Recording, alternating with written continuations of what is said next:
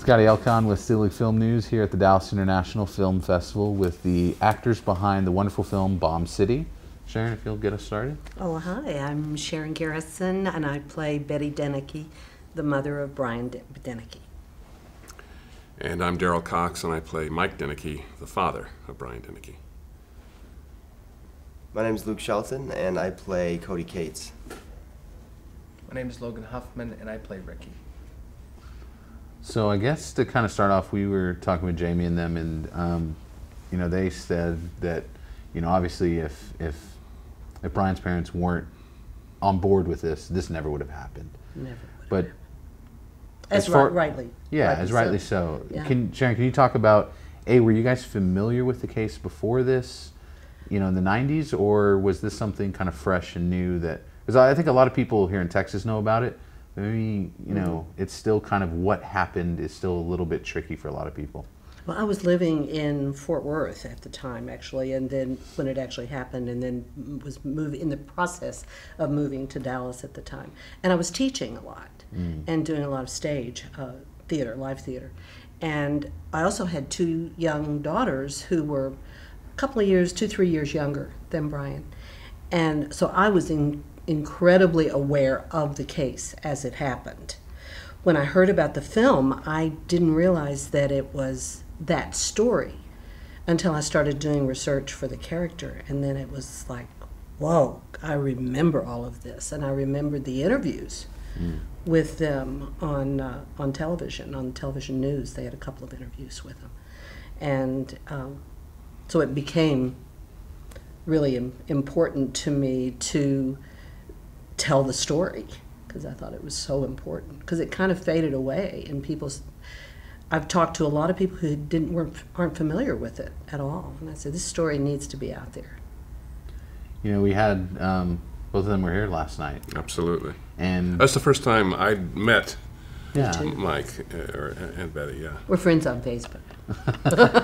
Well, you know, we had Mike talk a lot on the red carpet last night, and I was really blown away. He's fully embracing this as a way to kind of showcase what Brian, you know, wrongly got taken from him, not just his life, but his image. Well, you know, there was one of the interviewers last night said something about the courage involved, and I thought that really hit the nail on the head. The courage it takes to relive this over and over and over again is, I'm in awe of that kind of courage. I have a daughter. I don't know how I would be dealing with it if I'd lost my daughter. And they lost this young man really as he was blossoming, becoming something special. I mean, look at the creative juice that he had, that he was bringing to Amarillo, and who knows where it would have gone. We were talking about that just a little while ago. What would have happened if Brian had lived? What would he have created in the next 10, 20 years? We'll never know. And certainly Mike and Betty, they have to think about that all the time. They have to, because it's right there. Yeah. It's right there, and they're willing to tell the story. So they have to deal with that, and yet they do, and that's courageous. And I talked to his brother last night, who was there, and was very somber. Did anyone else get to talk to him? Quite a bit. Yeah, and I asked him, because the scenes in Bomb City were so intense, to say the least. I asked him, I said, is that really the way it was? And he said, yeah, you know. And the character, I don't know how true to life, you never know. It's a script, and they try to be true to the story, but you also, you're dealing with theatrics. So his character was so wonderful in the script, and played my other son, which was really important to me as an actor and playing that role. But the character almost was trying to create a home. He was like the patriarch of Bomb City, and he was trying to create a home for this group of nutty people that we would think if we ran into them on the street, and a little fearsome. I mean, they're fearful. I would be fearful. I was, of the punks back then. But I was more fearful of the jocks. Well, I'm not talking about when I was young. I'm talking about when I was a grown woman and guys. my daughter was punked out at one point. But he was trying to create a home and make a place for them. And when they ruined it just by coming in there tagging after tagging, they messed up his little home he was creating. You know. Well, So. the kind of switch to those jocks, because one of the elements I loved about the film was, and Jamie talked a little bit about this, that they didn't want to just make this one-sided, that they're going to show the jock's point of view, and they almost hid the fact of what's going to happen through three-fourths of the film. Right. We don't really know what happens at that fight until we reach that fight. For you guys getting to dive into those characters, and I mean, the film starts with that great intercutting of the party and the football game, and that set the whole stage of, we don't know what side we're going to go with this film. I mean, if we know the story, we might, but if we don't, where is it going from here? That must have been really great as actors to not be, I'm playing the villain. You know what I mean? Going back to that, I just want to say that's one of my favorite sequences of any film. Absolutely. And one thing that's really important about it is, I grew up in rural Indiana, and we had an old abandoned church we'd go to, and we'd put generators in it. We'd have a punk club, and we'd just beat the living snot out of each other. But then you also had sports.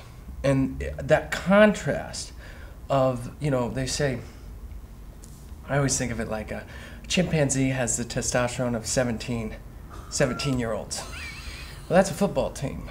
Yes. So a mad chimpanzee is really all a bunch of boys are.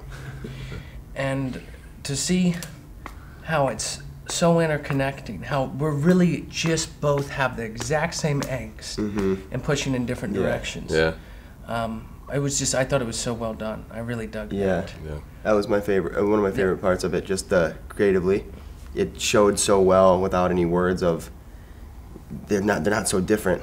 They're all just these high school kids that one of them are smashing heads in an organized sport, so it's accepted. Yep. And one group is smashing heads in their sport. Essentially, they're mosh pitting their concerts, and through their music is their sport.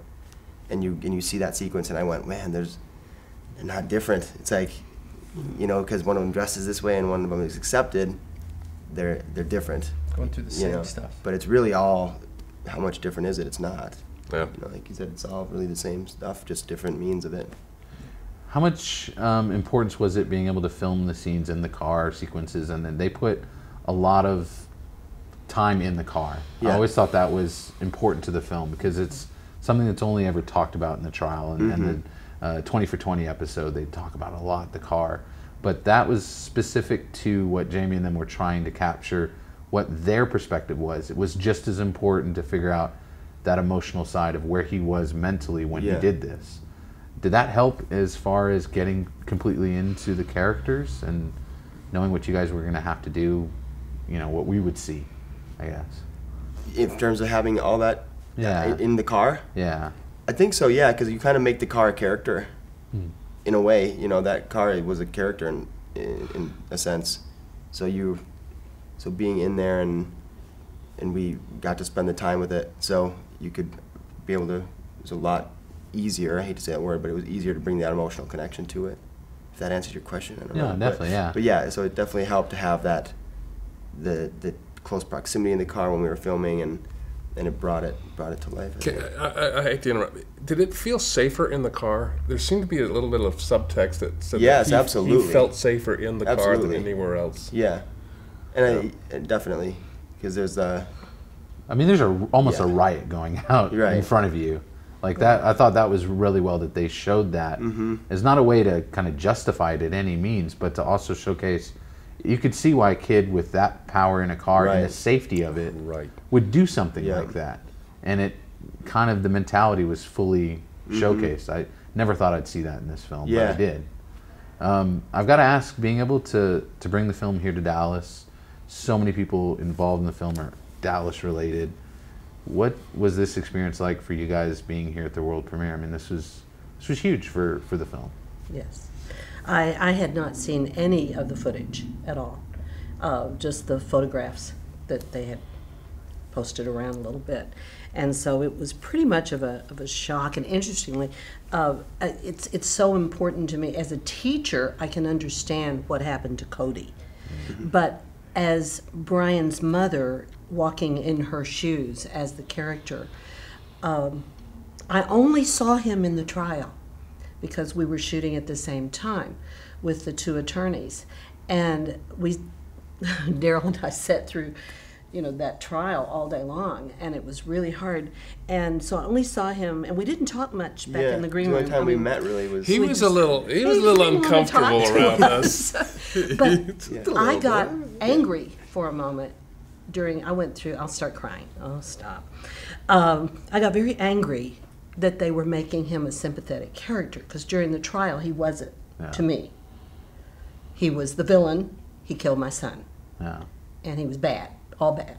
100% bad. A little bit of Glenn's performance was that powerful. Oh, sitting through his performance was pretty fun. He was my coach for a while too. Yeah, So if we looked a little wound up in our reaction shots, that was Glenn.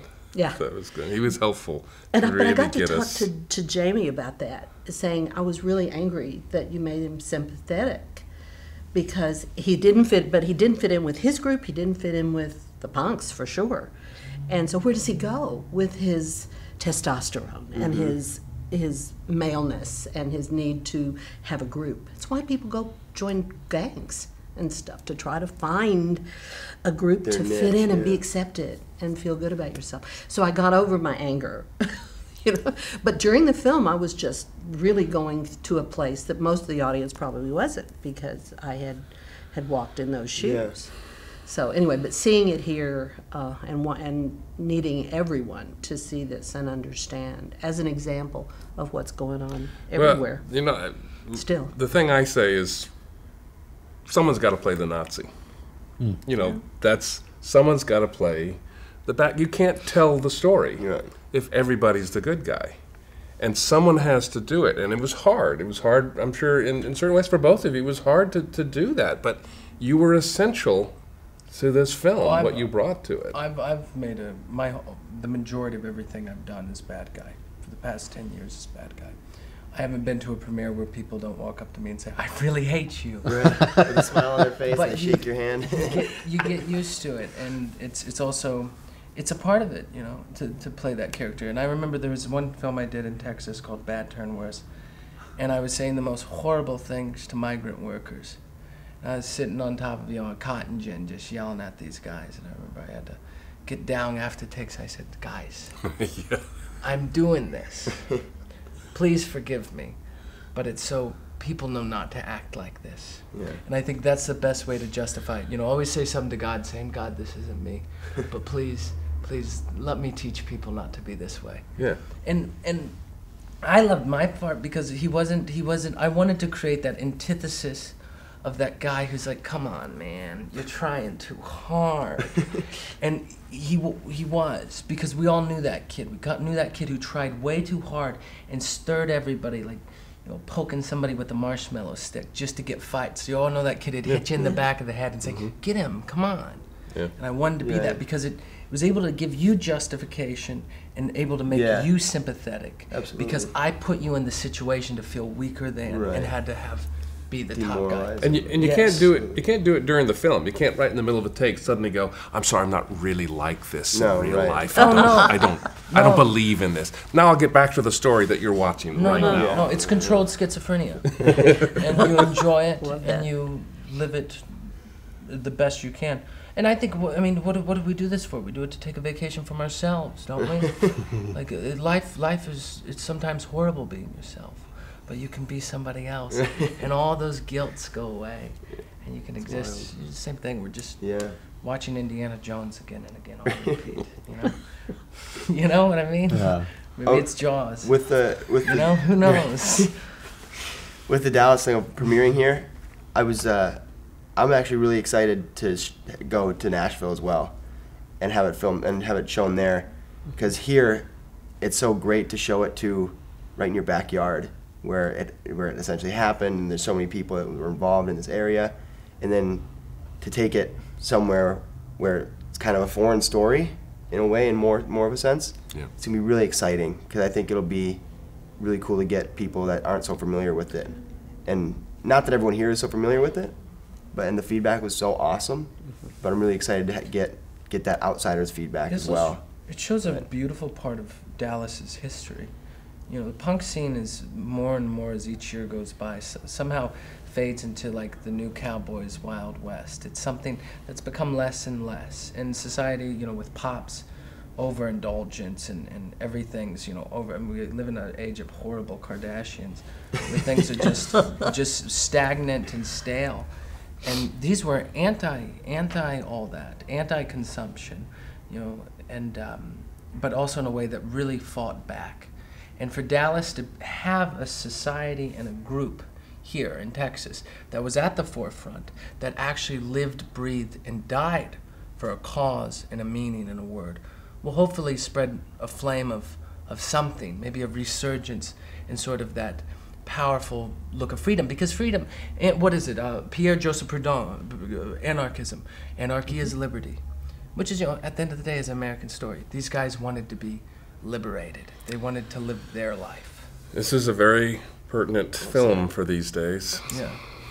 I think it's a great way to kind of end it with that. It is a very pertinent film for today and what we're going through as a country and as a world. I mean, it's being impacted. So, guys, thank you for the conversation.